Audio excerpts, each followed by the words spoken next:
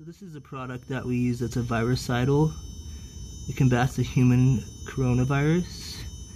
And we put it into the fogger right here. We just treated this whole unit, sanitize it for pet odors and killing any of the viruses going around, just to be cautious.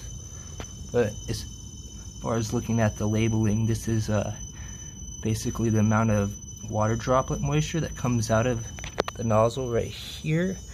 It's adjustable with that top knob right there, and then it atomizes the water into a fog with a solution.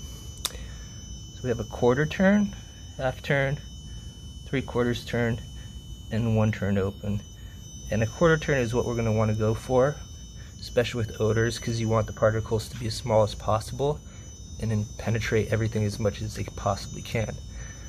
If they are not at that level, at least, they're not going to do enough for the smoke damage, smell, or even the pet odor smell.